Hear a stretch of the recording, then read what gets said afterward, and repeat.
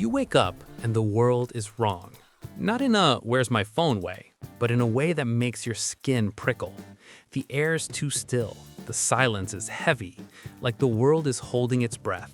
No hum from the fridge, no glow from the streetlights, not even the distant whine of a car. You check your phone, dead. You flick the switch, nothing. You step outside and the city is a graveyard of blinking clocks and useless machines. This isn't a blackout. This is the end of the grid, and it's not coming back. Not for 100 days. Pause. Right now, look around you.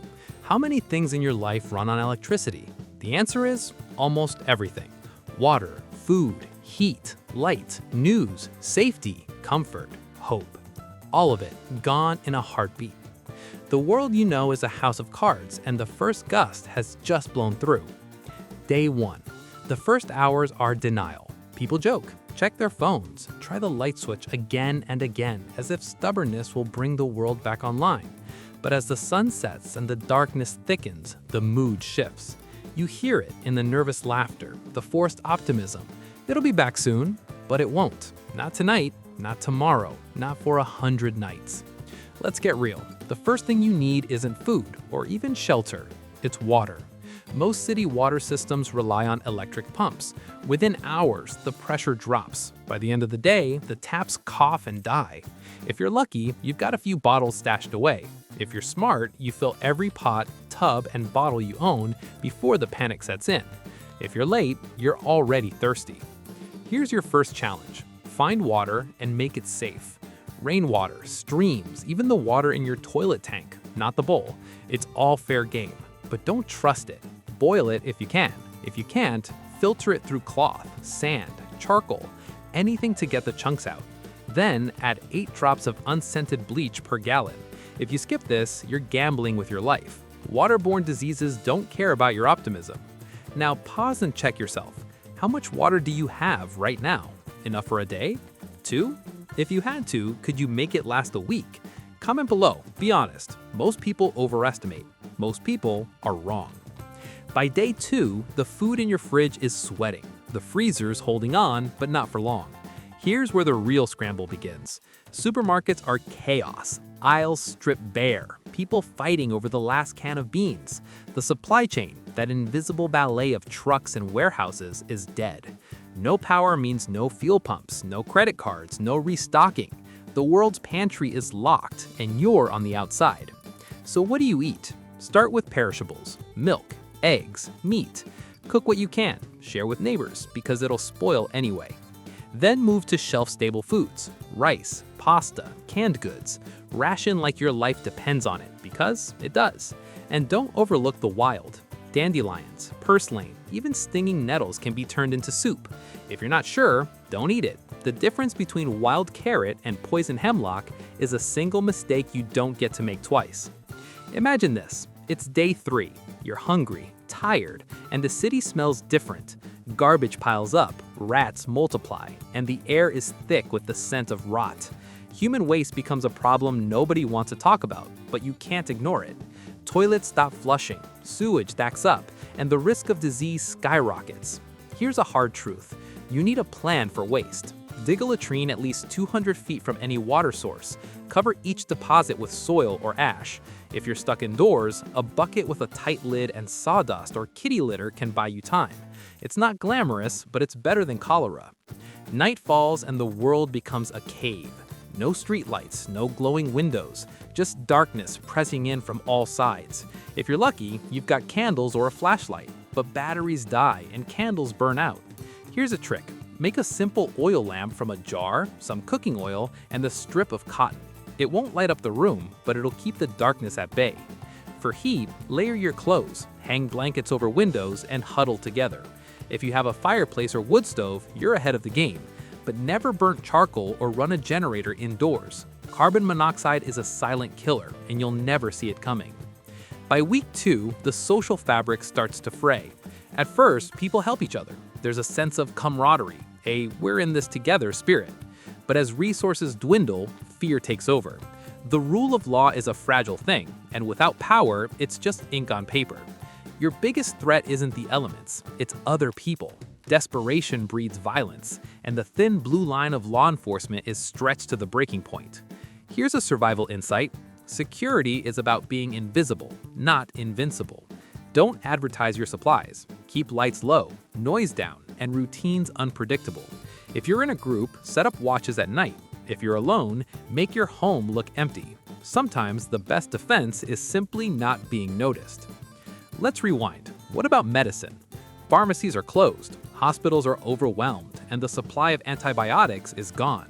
A simple cut can become a death sentence. Prevention is everything. Wash your hands with soap and clean water whenever you can. Treat every wound, no matter how small, with antiseptic. If you run out, honey is a natural antibacterial. Smear it on a cut and cover with a clean cloth. For pain or fever, willow bark contains salicin, the precursor to aspirin. Chew the inner bark, but don't overdo it. Nature's pharmacy is powerful, but not without risks. If you're not sure, don't risk it.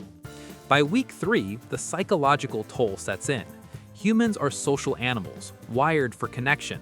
Isolation breeds despair, and despair is deadly. Here's a survival technique most people overlook: routine. Make a schedule, even if it's just for yourself. Wake up, collect water, check supplies, tend a fire, read a book, talk to your neighbors. Structure gives your brain something to hold on to, a sense of control in a world gone mad. If you're with others, share stories, play games, sing songs. Laughter is a weapon against the darkness. But let's not pretend this is a camping trip. The world outside is changing, and not for the better. Without refrigeration, food spoils. Without garbage collection, pests thrive. Without police, crime rises. The strong prey on the weak, and the old rules no longer apply. You adapt, or you perish. If you're in a city, your biggest challenge is density. Too many people, not enough resources. The exodus begins around week 2. Those who can leave for the countryside, hoping for clean water, fresh air, and maybe a patch of land to call their own. But the roads are clogged and fuel is scarce. If you're on foot, travel light. Water, food, a way to make fire, a knife, and sturdy shoes. These are your essentials. Everything else is a luxury. Mobility is survival. The less you carry, the farther you can go. But don't go alone if you can help it. There's safety in numbers, but only if you trust your companions. If you're lucky enough to have a garden, now's the time to become a farmer. Seeds, soil, and sunlight are your new currency. Potatoes, beans, squash. These are the crops that keep you alive. They're hardy, calorie-dense, and store well. But gardening is a long game. You won't see a harvest for weeks, maybe months. In the meantime, foraging and bartering become your lifelines.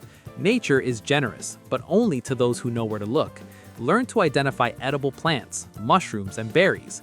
But beware, one mistake can be fatal. As the days tick by, the seasons change. If the blackout hits in summer, heat becomes your enemy. Dehydration, heat stroke, and sunburn are real threats. Stay in the shade, drink water, and cover your skin. If it's winter, the cold is merciless. Hypothermia can kill in hours. Insulate your shelter, block drafts, and sleep close together. Your body loses heat through conduction, convection, and radiation. Minimize exposure, maximize insulation, and never sleep directly on the ground. Let's talk about fire. It's the oldest tool in the human arsenal, and in a world without power, it's your best friend. Fire cooks your food, purifies your water, and keeps the darkness at bay. But it's also dangerous. A single spark can turn your shelter into an inferno. Build your fire outside if you can, and always have a way to put it out. Fire needs 3 things: fuel, oxygen, and heat. Control any one of those, and you control the fire. If you run out of matches, a magnifying glass, steel wool, and a battery, or even a bow drill can save your life. But what about the bigger picture? What happens to society after 100 days without power? The answer isn't pretty. The cities are hollowed out. The countryside is dotted with makeshift camps, and the old world is a memory. Some communities band together, pooling resources and skills. Others descend into chaos. The strong men rise, the vulnerable hide, and the dream of civilization flickers like a dying candle. Yet, in the midst of collapse, there's a strange kind of hope. Humans are stubborn, adaptable creatures. We've survived ice ages, plagues, and wars. We build, we rebuild, and we find meaning in the ashes.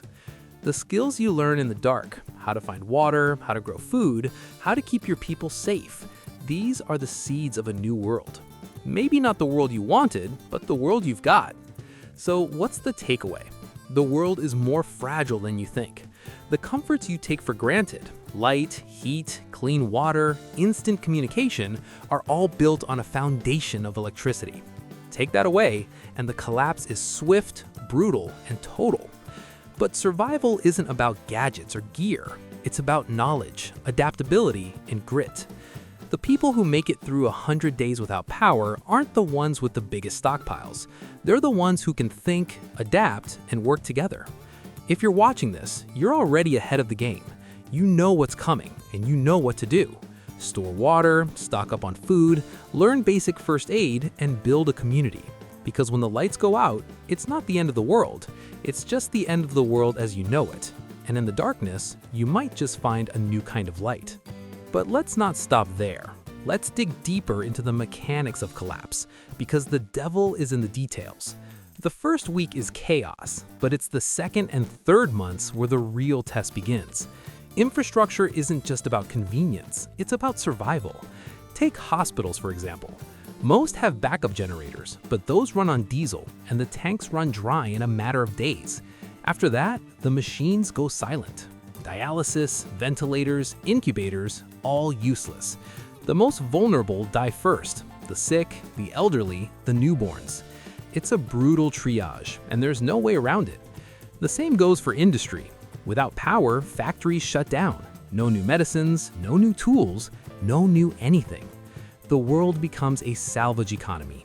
You scavenge what you can, repair what you must, and make do with less. Necessity is the mother of invention. People rediscover lost arts, blacksmithing, carpentry, herbal medicine. The skills that mattered a century ago matter again. But let's not romanticize it. Life without power is hard, dirty, and dangerous. Infection is a constant threat. A broken bone can mean permanent disability. Childbirth is a gamble. The strong survive, but only if they're lucky. The rest become statistics, lost in the silence. Yet, even in the darkest times, there are moments of grace. A shared meal, a warm fire, a song in the night. These are the things that keep you human. Don't underestimate the power of hope. It's the one resource that doesn't run out. So what can you do right now, before the lights go out? Learn to make fire without matches. Practice purifying water. Grow something. Anything. Get to know your neighbors. Build trust. Because when the grid fails, your community is your lifeline. Humans are social animals. We survive together or not at all. And if the worst happens, remember, you're tougher than you think. The world may collapse, but you don't have to. Adapt, improvise, and overcome.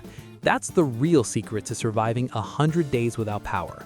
Not gadgets, not guns, not gold, but grit, knowledge, and the will to keep going no matter what. So the next time you flip a switch and the light comes on, take a moment to appreciate the miracle, because one day it might not. And when that day comes, you'll be ready, not just to survive, but to rebuild. Because the end of the world is just the beginning of something new. And in the darkness, you might just find a new kind of light. Day 40. The world outside your window is a different planet. The air is thick with wood smoke and the sour tang of rot. The silence is broken only by the distant bark of a dog gone wild, or the creak of a bicycle, one of the last machines still loyal to its owner. You've learned to move quietly, to listen before you step outside, to keep your head down and your eyes open. The city is a skeleton, stripped of its flesh, and the countryside is no promised land. It's just a different kind of hard. By now, the initial shock has worn off.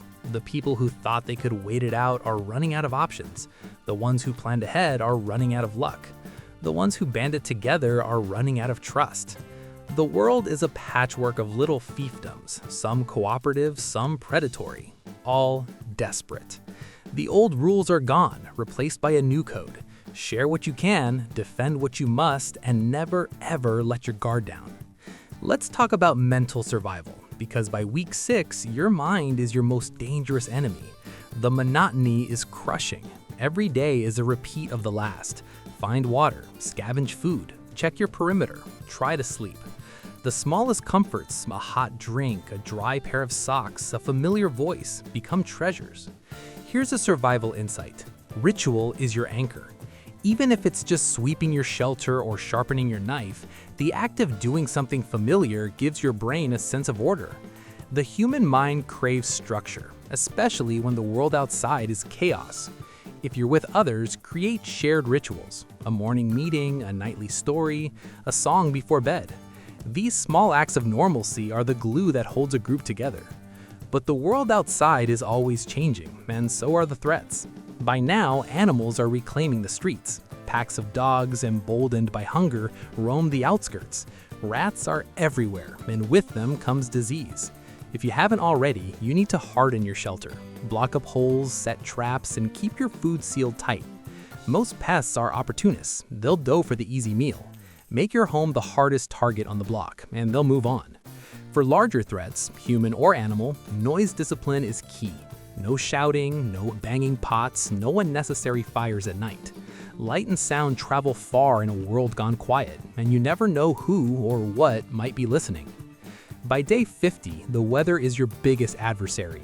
If it's summer, you're rationing water, hiding from the sun, and praying for rain. If it's winter, you're burning through your woodpile, patching leaks, and sleeping in a pile of blankets. Here's a technique that's saved lives for centuries: the earth shelter.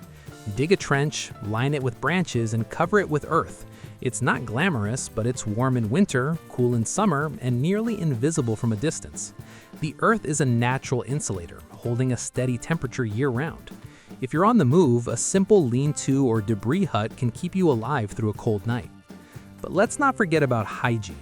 By now, you've probably seen what happens when people stop washing: skin infections, lice, and worse. Even a cup of water and a scrap of cloth can keep you cleaner than you think. Focus on your hands, face, and feet. Change your socks if you can. Air out your bedding. Most infections start small: dirty hands, a scratch, a bite. Stop them early, and you save yourself a world of pain. By day 60, the world is running on muscle and memory. Bicycles, handcarts, and horses are the new kings of the road. If you're lucky enough to have a bike, guard it with your life. It's faster than walking, quieter than a car, and doesn't need fuel. If you're in a group, organize patrols and supply runs. Trade with other survivors: skills, food, information. Barter is the new economy, and your word is your credit. Trust is the only currency left. Break it, and you're on your own. But the real test comes when you get sick. By now, everyone's immune system is running on fumes. Malnutrition, stress, and exposure have taken their toll. If you catch a cold, it lingers. If you get a cut, it festers. Herbal medicine becomes your fallback. Yarrow for wounds, mint for stomach aches, elderberry for fevers. It's not a cure-all, but it's better than nothing. Many plants contain natural compounds that fight infection or ease symptoms. But be careful, misidentification can be deadly. When in doubt, do without. By day 70, the world is smaller. Your universe is a few blocks, a stretch of river, a patch of woods. The news, if you get any, is old and unreliable. Rumors swirl about government convoys, about safe zones, about the power coming back. Most of it is wishful thinking. The truth is, you're on your own. But you're not helpless. You've learned to read the sky, to track the weather, to listen for danger. You've become a student of your environment because ignorance is fatal. Let's talk about morale. By now, you've lost people, maybe to violence, maybe to illness, maybe to despair. Grief is a constant companion. Honor the dead, but fight for the living. Make time for laughter, for music, for hope. These are not luxuries, they're necessities. The human spirit is stubborn. Even in the worst times, we find reasons to keep going. By day 80, the world is adapting. Gardens are sprouting in vacant lots, rain barrels line the streets. People are trading recipes for acorn flour and dandelion coffee. The strongmen who tried to rule by fear are finding it harder. People have learned to fight back, to organize, to defend what's theirs. Small communities are forming, bound by necessity and trust. It's not a utopia, but it's a start. But the dangers haven't gone away. Wildfires, floods, and storms are more dangerous than ever. Without emergency services, a single spark can wipe out a neighborhood. A heavy rain can turn streets into rivers. Always have a go bag. Water, food, a blanket, a knife, and a way to make fire. Keep it by the door and be ready to move. Disaster doesn't wait for you to be ready. The prepared survive. By day 90, the world is quieter but not peaceful. The population has thinned. The weak have fallen, the strong have adapted, and the lucky have survived. The first green shoots of recovery are visible. Community gardens, makeshift clinics, barter markets. People are sharing skills, teaching each other, rebuilding from the ground up. The blackout has forced everyone to remember what really matters: water, food, shelter, safety, and each other. And then, one morning, the impossible happens. The lights flicker. A hum returns to the air. Somewhere, a generator coughs to life. The power grid, battered and broken, is limping back. It's not everywhere, and it's not for long, but it's a sign. The world isn't ending. It's changing. But here's the final truth. After 100 days without power, you're not the same person. You've learned to live with less, to trust your instincts, to value community over convenience. You know how to find water, how to grow food, how to keep hope alive in the darkest night. The collapse didn't destroy you, it remade you. So when the lights come back on, don't forget what you've learned. The world is fragile, but you are not. The next time the power goes out, you won't panic, you'll adapt, you'll survive, and you'll help others do the same. Because in the end, survival isn't about waiting for rescue. It's about becoming the kind of person who doesn't need to be rescued. If this made you think, good, now go prepare. Start with one thing today: water, food, a plan. Comment below what you'd do first, because the end of the world as you know it, that's just the beginning of who you could become.